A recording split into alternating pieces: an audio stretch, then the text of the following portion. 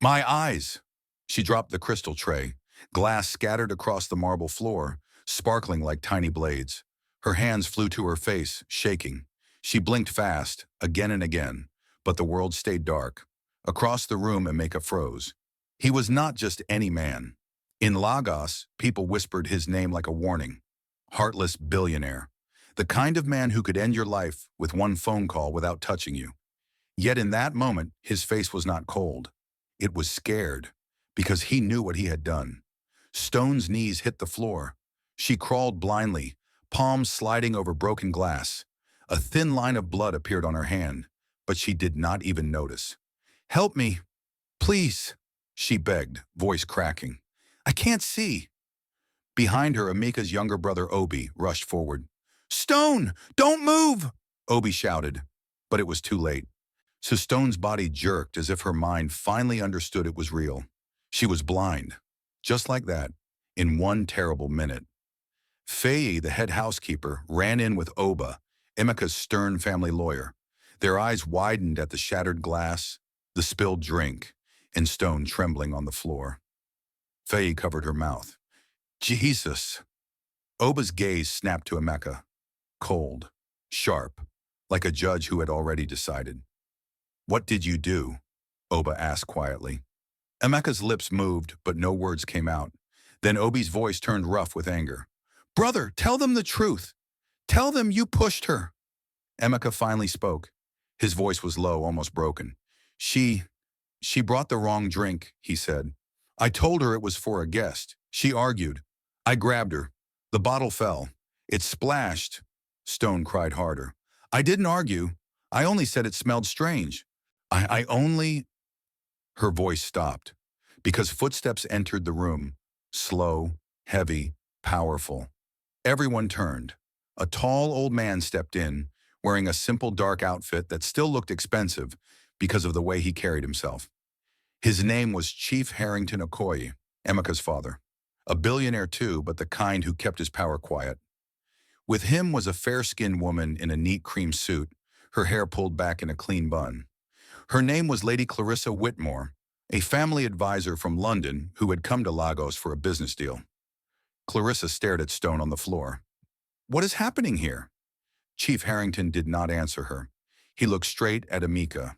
"Emeka," he said, voice calm but dangerous, "tell me you did not harm that girl." Emeka swallowed. His throat moved like it hurt. I didn't mean to," he whispered. Silence. It was the kind of silence that made even rich walls feel small. Chief Harrington walked closer to Stone. He crouched slowly, like he was afraid to scare her. "Stone," he said gently, "can you see anything?" Stone turned her face toward his voice, tears running down her cheeks. "No, sir. Everything is gone." Oba stepped forward, opening a brown file like he had been waiting for this moment. "Chief," Oba said, "there is a legal problem, a serious one. If this reaches the police, the press will destroy the Okoye name." Obi clenched his fists. "So what? She is a human being." Foy knelt beside Stone and held her shaking hands. My dear. Chief Harrington stood up again. His eyes were hard now, fixed on his son. "Emeka," he said, "you will not escape this." Amika's brows tightened. "Father, please." Chief Harrington lifted one hand, stopping him. Then he said the words that made Obi gasp, and made Oba's mouth slowly curve in a grim, satisfied way. "You will take responsibility," Chief Harrington said. "Not with money, not with a quiet settlement." Emeka stared at him, confused. Chief Harrington pointed at Stone. "You will make her your wife." Emeka's face drained of color, and Stone, still blind, whispered softly, "What did he say?" But before anyone could answer her, a sharp ringing sound filled the room. Oba looked at his phone. His eyes widened. "Chief," he said quickly, "we have a bigger problem." "What?" Chief Harrington asked. Oba turned the screen toward them. "A video of what happened has already been sent to a blog page." Emeka's breath stopped, because the clip was playing, and in it, his own voice could be heard clearly saying, "Let her go blind.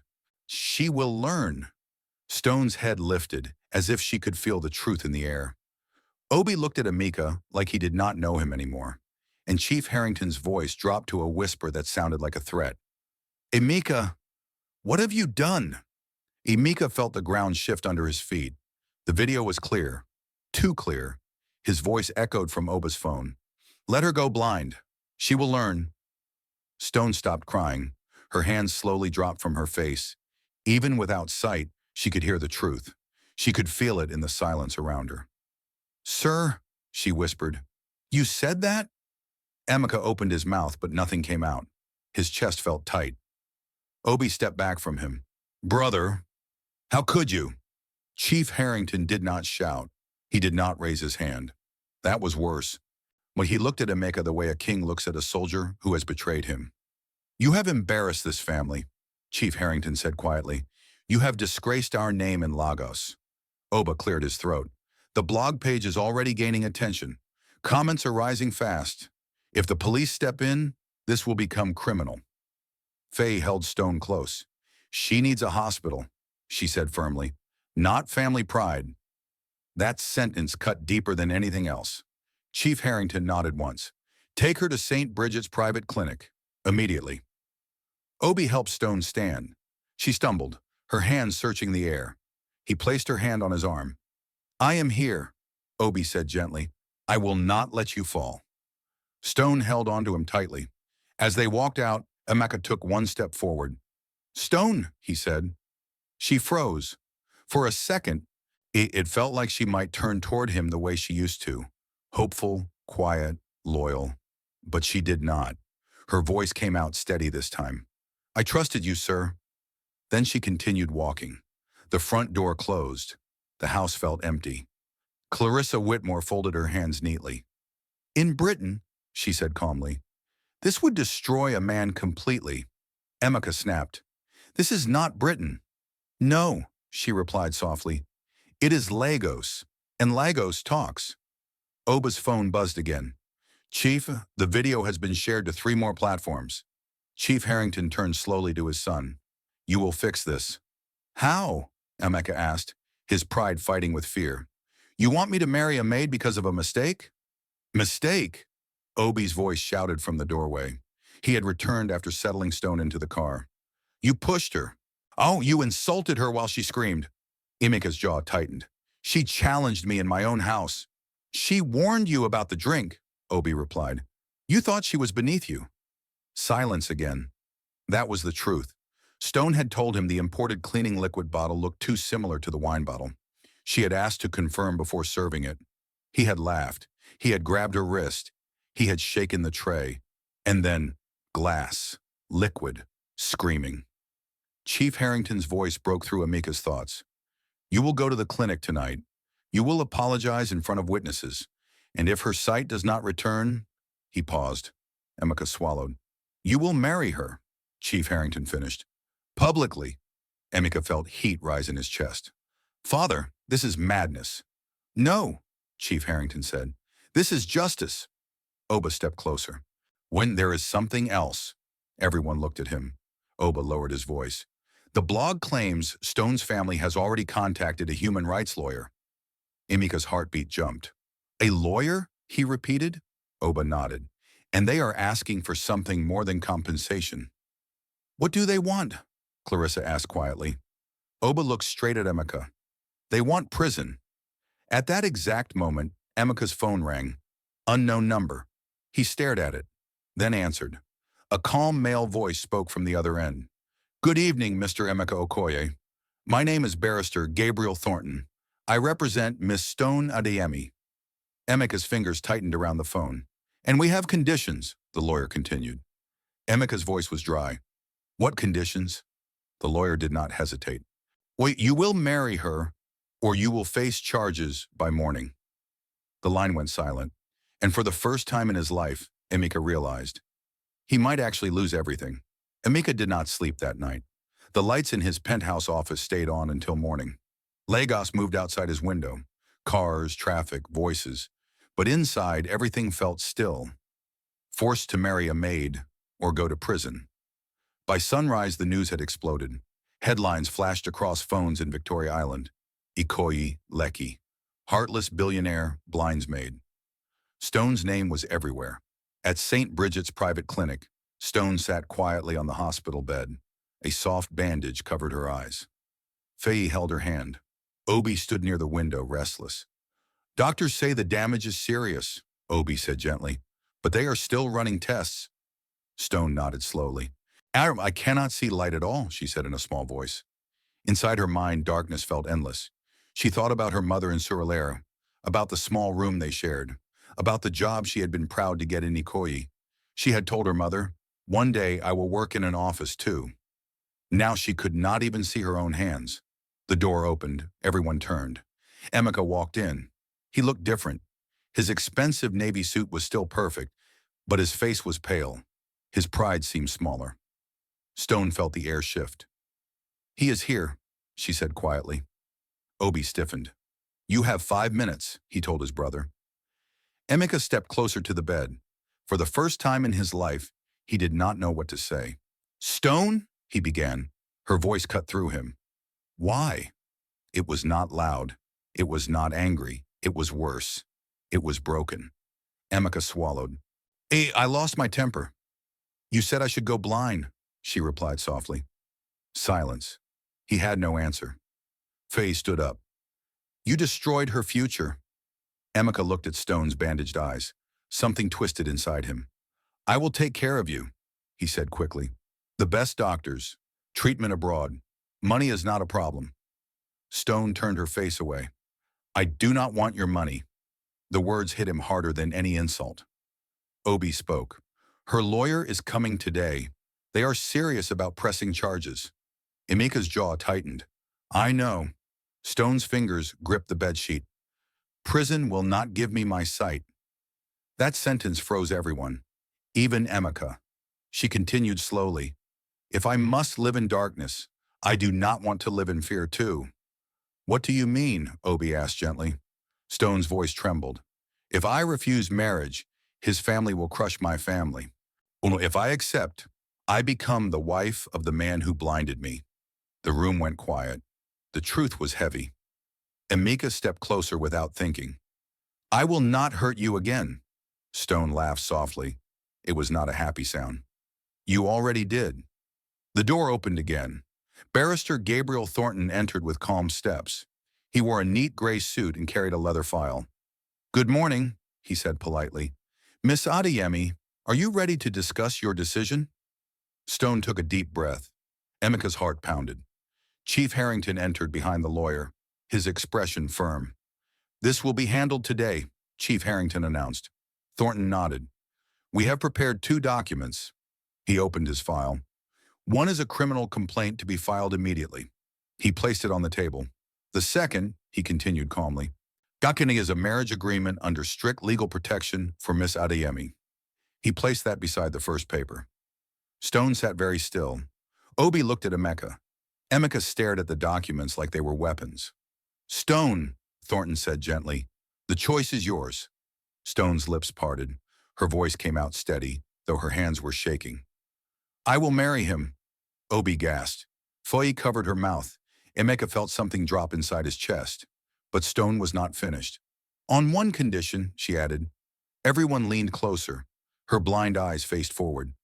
"He must give up control of half his company to me." Silence. Chief Harrington's eyes widened slightly. Emeka whispered, "What?" Stone's voice grew stronger. "If I cannot see the world, then I will own half of it." And for the first time, Emeka realized the quiet maid he thought was weak might be far more dangerous than he ever imagined. The room went silent. Even the air felt heavy. Emeka stared at Stone like he had never seen her before. "Half my company?" he repeated slowly. Stone did not shake this time. "Yes." Barrister Thornton adjusted his glasses. "Miss Adeyemi understands the weight of her decision. If she must bind her life to yours, she will not enter empty-handed." Chief Harrington's jaw tightened. "Stone, you realize what you are asking? That company is worth billions." Stone's voice was calm, and my eyes were worth my whole life.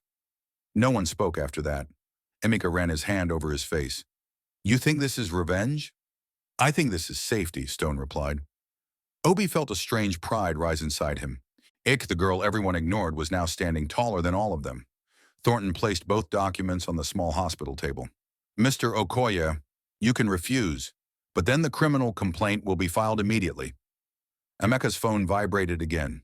Notifications, messages, news alerts. His empire was shaking. He looked at his father. Chief Harrington did not help him this time. You caused this, he said quietly. You will carry it. The doctor entered briefly. We need to take Miss Adeyemi for further scans. There is swelling behind the eyes. Stone nodded. As the nurse helped her stand, she paused. Emeka, she said softly. He stepped closer without thinking. Yes? If you agree, this will not be love. Her words were sharp. It will be justice. Then she walked out of the room, guided carefully down the hallway. Emeka stood still, while for the first time in his life, he felt small. 2 days later, the wedding announcement shocked Lagos. No celebration, no music. Just a quiet civil ceremony at the Okoye registry. The blogs changed their headlines. Heartless Billionaire to marry blinded Maid. Public opinion split. Some called it punishment, others called it strategy. Inside the registry hall, everything felt stiff. Stone wore a simple white dress chosen by Faye. It was elegant but modest. Her eyes were still covered with a light protective shield. Emeka wore a black suit.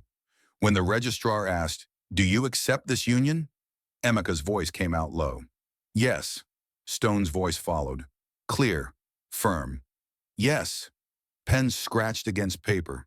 Flash. Flash. Photographers outside captured every moment. Well, half the company's shares were transferred that same day under strict legal supervision. Stone Adeyemi became Mrs. Stone Okoye and co-owner of Okoye Holdings.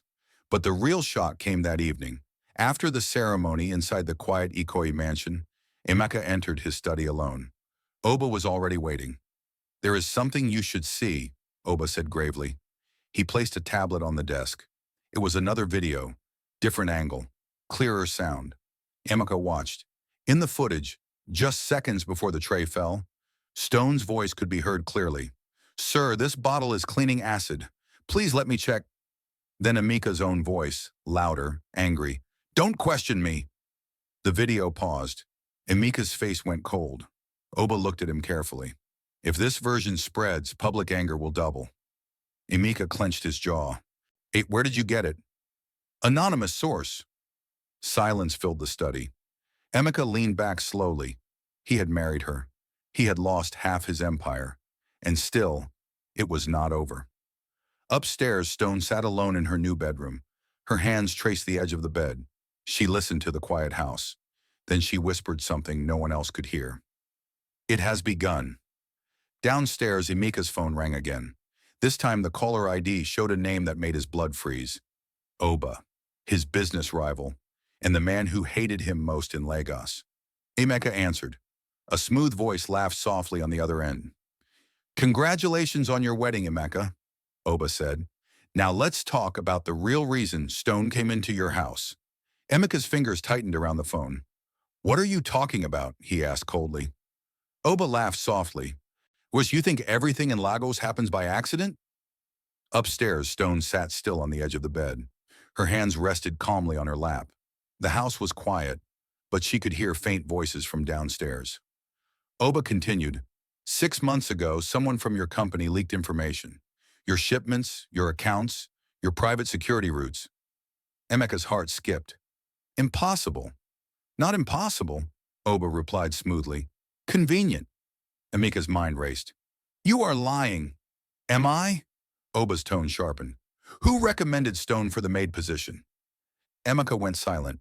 It had been Obi. Interesting, isn't it? Oba said. A quiet poor girl from Surulere enters your mansion.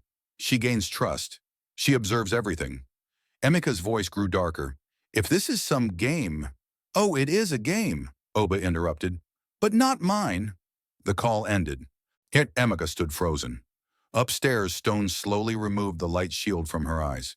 Her lashes blinked once, twice. Light entered, not fully clear, but not darkness either. Her sight had begun to return. She had known since that morning. The doctors had whispered it quietly, swelling reducing, nerves responding. She had told no one. Footsteps approached. Emeka entered the bedroom. He stopped when he saw her sitting straight. "Stone," he said slowly, "why did you really come into my house?" She turned her face toward him, and this time, her eyes met his. Clear, sharp, alive. Emeka staggered back one step. "You can see?" "Enough," she answered calmly. Silence. "You lied?" he asked. "No," she said softly. "I was blind. You heard the doctor. But I began to see this morning." "Why didn't you tell me?" Stone stood up slowly. She walked toward him without help. "You never listened when I spoke before," she replied. "Why would I rush to speak now?" Emeka searched her face. "Did Oba send you?" Stone's lips curved slightly. Not a smile, not anger. "Oba thinks he is smart," she said, "but he is not my master." "Then what is this?" Emeka demanded. Stone's voice grew stronger. "You built your empire by crushing people. You never looked down to see who you stepped on. I was one of them." Her eyes did not blink. "When you blinded me, you thought I would remain small, weak, poor." Emeka said nothing. Stone continued. "Now I own half of what you built." She stepped closer. "And I will rebuild it differently." Emeka's chest rose and fell slowly. "So this was revenge?" "No," Stone replied. "This was survival." Downstairs, Uobi and Chief Harrington entered the room after hearing raised voices. They froze when they saw Stone standing firmly on her own. Chief Harrington whispered, "Your sight?" "Returning," she answered calmly. Obi smiled in relief, but Stone's next words erased the smile. "I will remain in this marriage," she said clearly. "Not as a victim, not as a maid." She looked at Emeka.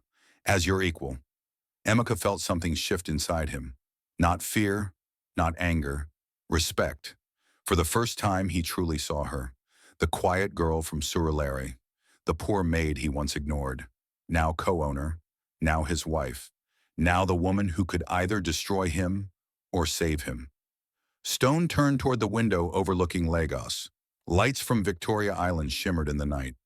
"This city watches power," she said softly. "Now it will watch change."